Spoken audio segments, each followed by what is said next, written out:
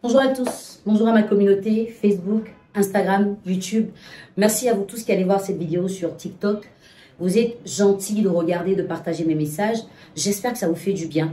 Aujourd'hui, j'aborde avec vous la question des relations faux espoirs. Une relation faux espoir, c'est une relation qui vous donne de faux espoirs, tout simplement. Est-ce que vous savez comment est-ce qu'on peut la déceler? Comment on peut faire pour savoir qu'un homme ou une femme est en train de nous donner de faux espoirs? En fait, c'est de ça que je parle aujourd'hui. Ça va déranger certaines personnes qui ont tendance à donner de faux espoirs et ils vont faire des commentaires du genre je suis pas trop d'accord avec. Mais le but, c'est pas que vous soyez d'accord. Le but, c'est que la vérité soit dite pour que ça puisse aider les gens qui, des fois, n'ont pas la bonne information au bon moment.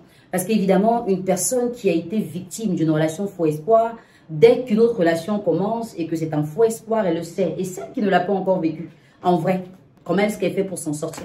Et voici un peu à quoi je sers. Ça va? On peut commencer?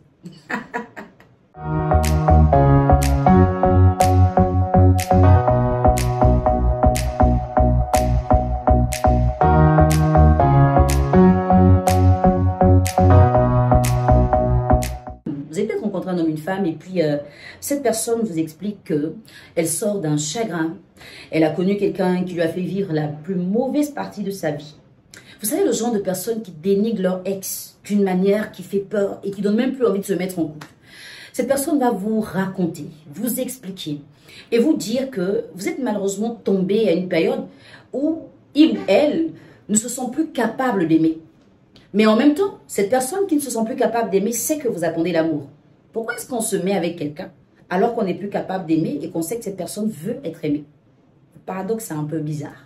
On va décoller tout ça. Une personne qui vous donne de faux espoirs, c'est une personne qui sait ce que vous attendez.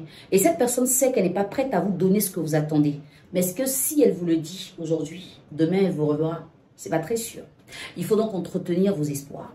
Vous faire croire que si vous êtes patiente, si vous attendez un peu, si vous êtes compréhensive ou compréhensif, les choses peuvent changer. Et là, vous commencez à vous voir un peu comme le médecin du cœur de cette personne. Vous commencez à vous voir comme la personne qui a la responsabilité d'aider cet être humain à guérir de ses blessures, quoique ce ne soit pas votre rôle. Et vous commencez à excuser tous ces écarts. La personne fait des jours sans vous appeler, vous comprenez, c'est pas de sa faute, son ex l'a tellement fatigué. Une personne qui vous donne de faux espoirs, c'est une personne qui sait ce que vous attendez. Et cette personne sait qu'elle n'est pas prête à vous donner ce que vous attendez. Mais est-ce que si elle vous le dit aujourd'hui, demain elle vous reverra? C'est pas très sûr. Il faut donc entretenir vos espoirs. Vous faire croire que si vous êtes patiente, si vous attendez un peu, si vous êtes compréhensive ou compréhensif, les choses peuvent changer. Et là, vous commencez à vous voir un peu comme le médecin du cœur de cette personne. Vous commencez à vous voir comme la personne qui a la responsabilité d'aider cet être humain à guérir de ses blessures, quoique ce ne soit pas votre rôle. Et vous commencez à excuser tous ces écarts. La personne fait des jours sans vous appeler, vous comprenez, c'est pas de sa faute, son ex l'a tellement fatigué. Une personne qui vous donne de faux espoirs, c'est une personne qui sait ce que vous attendez. Et cette personne sait qu'elle n'est pas prête à vous donner ce que vous attendez. Mais est-ce que si elle vous le dit aujourd'hui, demain elle vous reverra? C'est pas très sûr. Il faut donc entretenir vos espoirs. Vous faire croire que si vous êtes patiente, si vous attendez un peu, si vous êtes compréhensive ou compréhensif, les choses peuvent changer. Et là, vous commencez à vous voir un peu comme le médecin du cœur de cette personne. Vous commencez à vous voir comme la personne qui a la responsabilité d'aider cet être humain à guérir de ses blessures, quoique ce ne soit pas votre rôle. Et vous commencez à excuser tous ces écarts. La personne fait des jours sans vous appeler, vous comprenez, c'est pas de sa faute, son ex l'a tellement fatigué. La personne ne vous envoie jamais de message et vous expliquez ça par le fait que le mec l'a tellement fait souffrir qu'aujourd'hui, il ou elle est un peu aigri, amer et tout. Ça va passer avec le temps. Mais vous oubliez que vous êtes en train d'installer dans votre relation de mauvaises habitudes que vous ne serez pas capable de gérer dans le long terme. Et cette personne vous voit vraiment dans le besoin d'être avec elle, parce qu'on ne vous entretient pas, on ne vous dit rien, on ne vous promet rien, on ne fait rien de bien. Et puis vous êtes là et vous comprenez et vous assistez. Mais à un moment, vous commencez à vous poser des questions. Et quand vous lui posez ces questions, en termes d'engagement, cette personne va vous dire, c'est parce que j'ai pas envie de m'engager, mais regarde, j'ai présenté quelqu'un, ça s'est très mal passé, donc là, je veux prendre mon temps. Mais est-ce que quand on veut prendre son temps, on a le droit de perdre le temps aux autres? Une personne qui veut prendre son temps ne se met pas en couple. Elle ne se met pas dans une relation. En vrai, certaines personnes vous utilisent comme un tremplin. Et c'est ce que vous ne vouliez pas savoir. C'est ce que vous n'aimeriez pas entendre. Parce que des fois, vous avez déjà fait le choix avant de découvrir à qui vous avez affaire. Et quand vous voyez le temps que vous avez passé avec cette personne, vous avez du mal à accepter de passer à autre chose. Vous vous dites c'est trop facile quoi.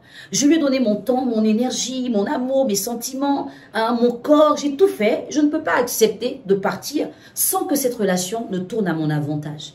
Mais est-ce que vous savez que cette personne va continuer de vous donner le faux espoir?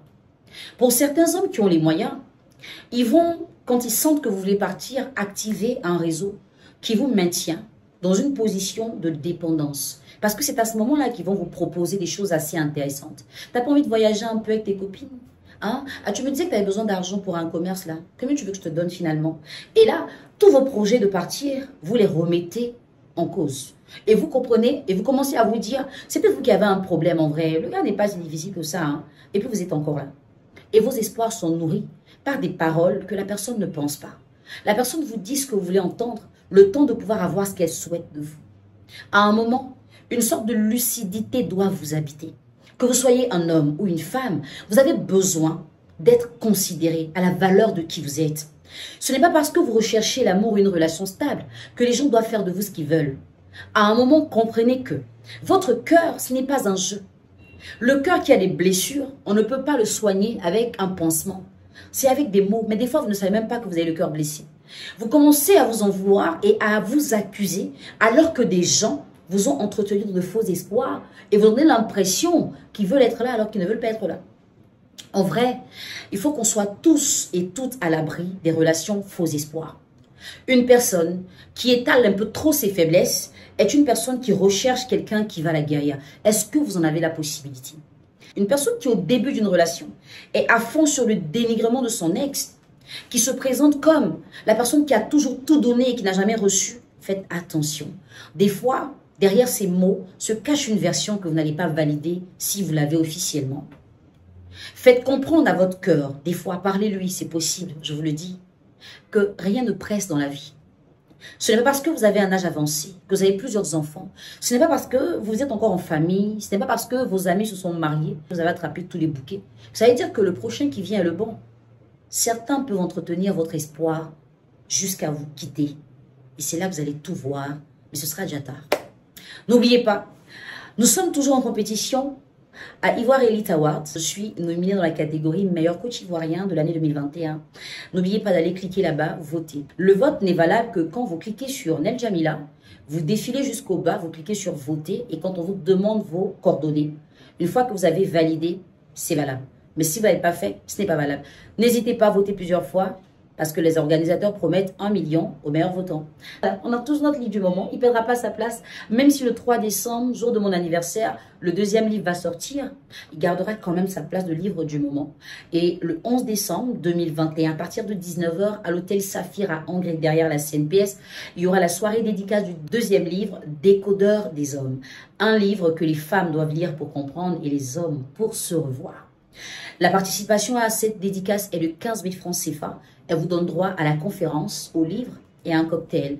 Je ne sais pas si les hommes vont continuer de m'apprécier après avoir découvert le contenu de mon deuxième livre, parce que j'ai vendu dedans des secrets, j'ai dit des trucs dedans. Vous allez avoir maintenant beaucoup de mal à mentir, mais en vrai, c'est pour le bien de tout le monde. Hein. Moins on ment, mieux on se porte, n'est-ce pas?